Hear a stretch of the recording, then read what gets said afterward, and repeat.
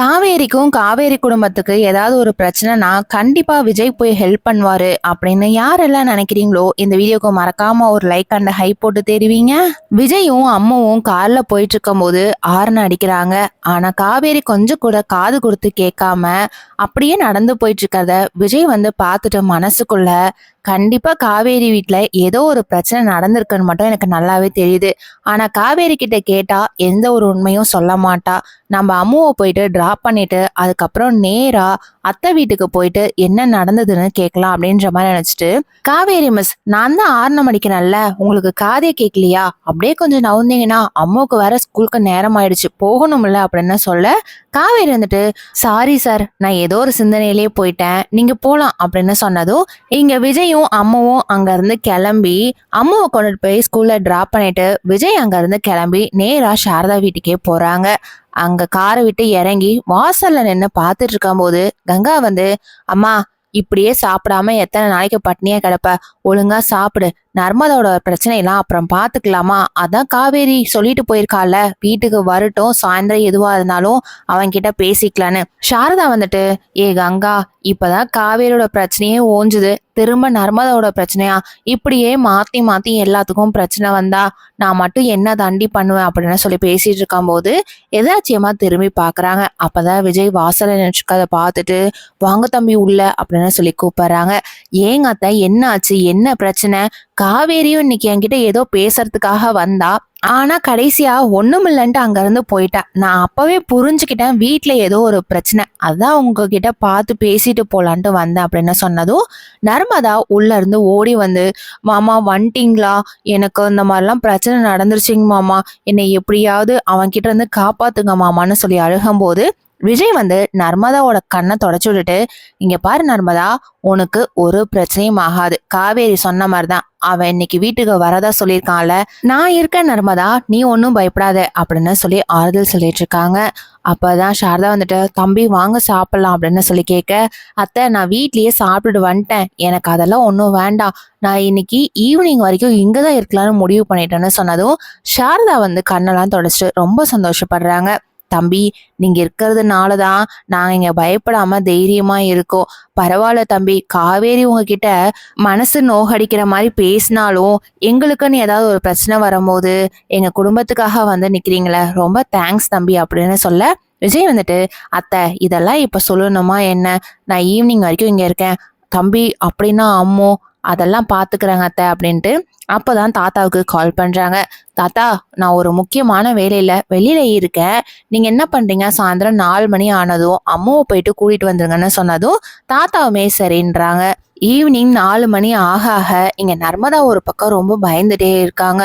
ஐயோ, இன்னும் ஒரு அரை மணி நேரத்துல வந்துடுறதா தானே சொல்லி இருந்தான், எனக்கு வேற ரொம்ப பயமா இருக்கே, வீட்டுல வந்து என்ன பிரச்சனை பண்ண போறானே தெரியலையே அப்படின்னு நினைச்சிட்டு இருக்கும் போது காவேரி ஸ்கூல் எல்லாம் முடிச்சுட்டு வீட்டுக்கு வராங்க. விஜய் உள்ள உட்காந்துருக்கத பார்த்துட்டு மனசுக்குள்ள, அந்த பையன் வேற ஏதோ 4:30-5 மணி வாக்குல வரதா சொல்லியிருந்தான், அவன் வந்துட்டானா நம்ம குடும்பத்தோட பிரச்சனை அசிங்கமா போயிடும்ல, விஜய் சார் இங்க இருந்து கிளம்புறதுதான் நல்லதுன்னு எனக்கு என்னமோ தோணுது. காவேரி நேரா விஜய் கிட்ட போயிட்டு, சார், நீங்க தான் எங்க வீட்டுக்கு வரமாட்டேன்னு சொன்னீங்க, எங்க வீட்டுல இருக்கவங்க யாரும் உங்க வீட்டுக்கு வரக்கூடாதுன்னு சொன்னீங்க, அப்படி இருக்கும்போது நீங்க எதுக்காக இங்க வந்து உட்கார்ந்துருக்கீங்க, அம்முக்கு தான் ஸ்கூல் முடிஞ்சிச்சுல, நீங்க பிக்கப் பண்ணிட்டு வீட்டுக்கு போக வேண்டியதானே அப்படின்னு சொல்றாங்க. சாரதா ரொம்பவே கோவப்பட்டு, ஏ காவேரி, யார்கிட்ட என்ன வார்த்தை பேசுற, அவர் இவ்வளவு தூரம் நீ பிரச்சனை பண்ணியும் நம்ம வீட்டுக்கு வந்து உட்கார்ந்துருக்கிறாருல்ல, நீ கோவத்துல எல்லாம் பேசினத மறந்துட்டு தான் தம்பி இங்க உட்கார்ந்துருக்கிறார், நீ வாயை வச்சுட்டு கம்முனுரு அப்படின்னு சொல்லி மிரட்டுறாங்க. அப்பதான் அந்த டைம்ல கரெக்டா அந்த பையன், நர்மதா எங்க இருக்க, வெளியில வா அப்படின்னு சொல்லி கூப்பிட விஜய் அப்பதான் இருந்துச்சு வெளியில போறாங்க. டேய், உனக்கு யாருடா வேணும், எனக்கு நர்மதா வேணும், நீங்க முதல்ல யாரு? விஜய் வந்துட்டு, நான் இந்த வீட்ல இருந்து வெளியில வந்தேனா, இந்த குடும்பத்துல ஒருத்தவன் தானே நானும், ஆமா, நர்மதாவுக்கு தான் பிடிக்கல, உன்னை லவ் பண்ணிட்டேன்னு சொல்லியாச்சு, அப்படி இருக்கும்போது நீ எதுக்கு தேவையில்லாம வீடு தேடி வந்து பிரச்சனை பண்ணிக்கிட்டு இருக்க, ஆமா, நீ வந்து வெளியூர் தான், காஞ்சிபுரத்துல இங்கதான் இருக்கோம், இந்த வீடு தான் எங்களுதுன்னு எப்படி உனக்கு தெரியும் அப்படின்னு சொல்ல, அந்த பையன் வந்து திரு திருன்னு முழிச்சிட்டு இருக்கா. டேய், மரியாதையா நீ உள்ள வா, எதுவா இருந்தாலும் உள்ள வந்ததுக்கு அப்புறம் பேசிக்கலான்ட்டு உள்ள கூட்டிட்டு போறாங்க. அப்பதான் இங்க நர்மதா ஒரு பக்கம் ரொம்ப பயத்துல உட்கார்ந்துருக்காங்க. ஐயோ, இவன் ஏதாவது பிரச்சனை பண்ணிடுவானா இல்ல என்ன பண்ணுவான்னு தெரியலையே நினைச்சிட்டு இருக்கும் போது விஜய் வந்துட்டு, டேய் நான் உன்கிட்ட தான் கேக்குறேன், இந்த வீடு உனக்கு எப்படி தெரிஞ்சது?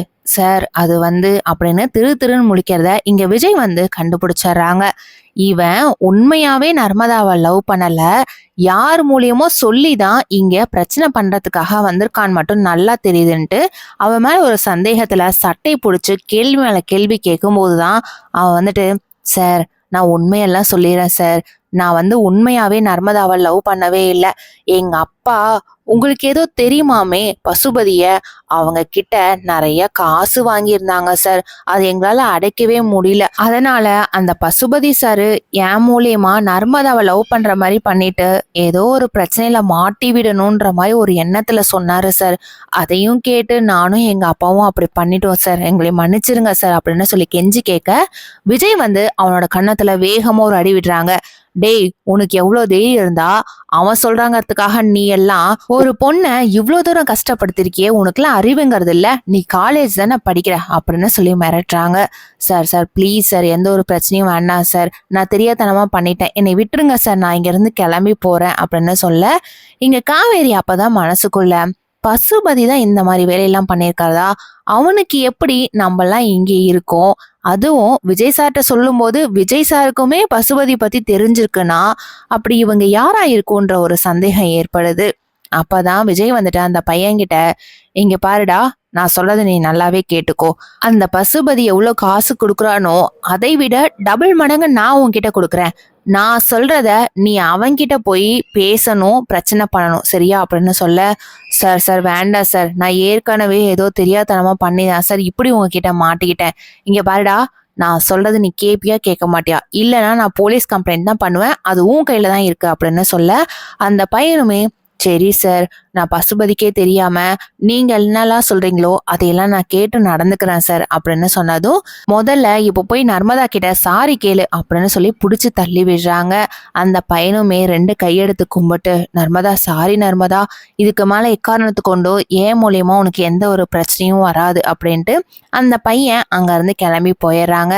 அப்பதான் இங்க காவேரி வந்து விஜய் கிட்ட, சார் ரொம்பவே தேங்க்ஸ், நீங்க எந்த அளவுக்கு ஹெல்ப் பண்ணுவீங்கன்னு நான் கொஞ்சம் கூட நினைக்கவே இல்லை அப்படின்னு சொன்னதும் விஜய் வந்துட்டு, நான் வந்த வேலையெல்லாம் முடிஞ்சிருச்சு, நான் இங்க இருந்து கிளம்புறேன்ட்டு விஜய் அங்க இருந்து கிளம்பிடுறாங்க.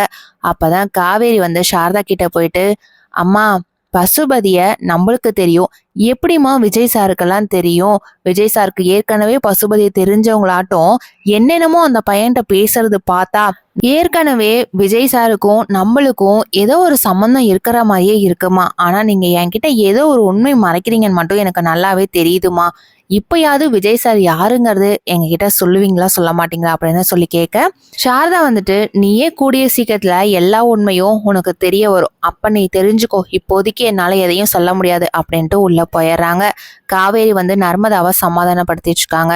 நர்மதா மூலியமா பிரச்சனை வரதுனால காவேரிக்கு விஜய் தான் தன்னுடைய ஹஸ்பண்ட்னு இது மூலியமா தெரிய வரணும்னு நீங்க நினைச்சீங்கன்னா இந்த வீடியோக்கு கீழே மறக்காம ஒரு கமெண்ட் போட்டு தெரிவிங்க.